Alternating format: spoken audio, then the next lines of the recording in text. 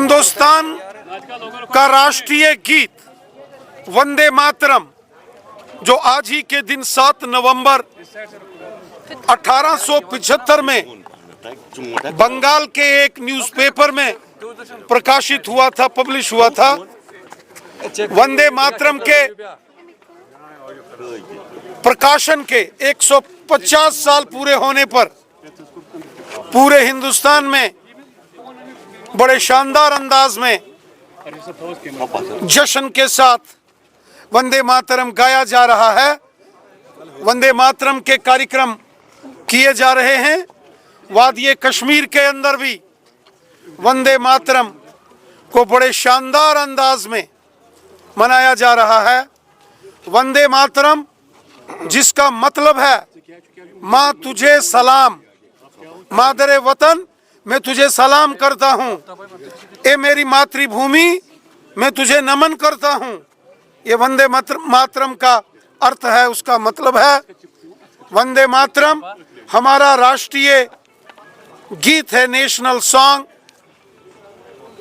जिसको गाते हुए, जिसको सुनाते हुए जंगे आज़ादी में वतन के मतवालों ने अपनी कुर्बानियां दी। फांसी के फंदे चूमने वाले वो आज़ादी के मतवाले इसी वंदे मातरम को गाते गाते कुर्बान हो गए। हमारे देश के former president doctor APJ Abdul Kalam Sahab ने कहा था, वंदे मातरम में हिंदुस्तान की रूह बसती है। वंदे मातरम हमारे देश के नौजवानों में 140 करोड़ हिंदुस्तानियों के दिल में देशभक्ति, हुब्बुल वतनी का जज्बा भरता है। वतन के लिए कुछ कर गुजरने का जज्बा वंदे मातरम देता है। और तमाम लोग, हिंदू, मुस्लिम, सिख, ईसाई मिलकर इस नेशनल सॉन्ग को गाते हैं। कुछ लोग वंदे मातरम के नाम पर जो सियासी बयानबाजी कर रहे हैं वो बहुत गलत है। सियासत के जो मुद्दे हैं, इश्यूज हैं, बहुत हैं, लेकिन जहां देश की बात आए, नेशनल सॉन्ग, नेशनल एंथम, कौमी तरानू की बात आए, तो वहां सियासत नहीं होनी चाहिए। हिंदू, मुस्लिम, सिख, ईसाई सब मिलकर अपने मादरे वतन से, अपनी मातृभूमि से मोहब्बत करते हैं। यहाँ वेदों में लिखा है कि अपनी मातृभूमि की रक्षा करना, मातृभूमि से प्यार करना। वहीं नबी रहमत साहब भी ये फरमाते हैं कि हर शख्स के दिल में हुब्बुल वतनी का जज्बा होना चाहिए। मतलब हर शख्स के दिल में अपने वतन से मोहब्बत होना चाहिए। तो वंदे मातरम जो मादरे वतन को सलाम करता है, उसी हुब्बुल वतनी के जज्बे को दर्शाता है। आज वादिये कश्मीर में भी बहुत शानदार तरीके से यहाँ 150 साल वंदे मातरम को होने पर मनाया गया। मैं यहाँ के नौजवानों को, जिनके दिल में वतन से मोहब्बत है, जो मादरे वतन से मोहब्बत करते हैं और जो नबी रहमत साहब के उस फरमान को मानते हैं कि हर शख्स के दिल में हुब्बुल वतनी का जज्बा होना चाहिए, मैं ऐसे तमाम नौजवानों को सलाम करता हूँ। अच्छा, बंगाल इलेक्शन हो रहा है तो उसके बारे में क्या कहते हैं? बिहार में पहले चरण के मतदान में बम्पर वोटिंग हुई है और मुझे लगता है कि श्रीमान नीतीश कुमार साहब के नेतृत्व में फिर से NDA की, BJP की हुकूमत बनने वाली है। तो नगरोटा और बडगाम में का भी इलेक्शन है। जम्मू रैली करके आए, कैसा जोश लगा आपको वहाँ? जम्मू कश्मीर की 2 असेंबली सीटों पर बाई इलेक्शन 11 नवंबर को होने वाला है।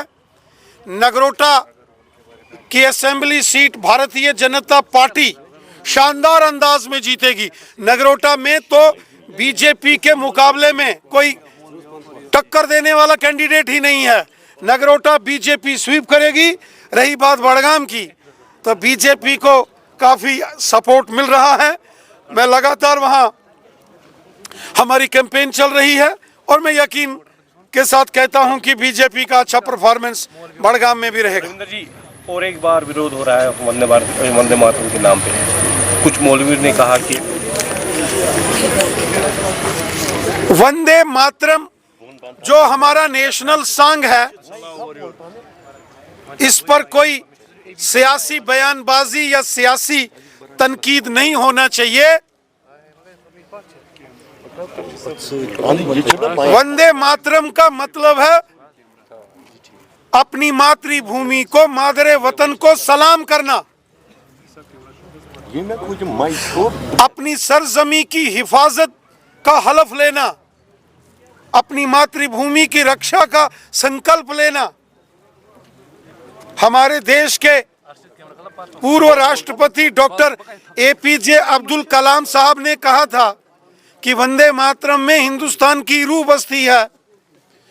और जब जंगे आज़ादी में फांसी के तख्त पर जाने से पहले अशफाक उल्लाह खान साहब ने भी यही तराना, यही वंदे मातरम का उद्घोष लगाया था। इसलिए इस पर कोई सियासत नहीं होनी चाहिए। नबी रहमत साहब भी फरमाते हैं कि हर शख्स के दिल में हुब्बुल वतनी का जज्बा होना चाहिए, अपने मुल्क से मोहब्बत होना चाहिए। और अगर कोई नौजवान, कोई बुजुर्ग, कोई माता बहन ये कहती है कि ए मातृभूमि है मेरी मुल्क की सरजमी में तुझे सलाम करता हूं, तो इसमें किसी को कोई एतराज नहीं होना चाहिए। वंदे मातरम हुब्बुल वतनी का जज्बा सिखाता है, वो जज्बा जो नबी रहमत साहब ने फरमाया है।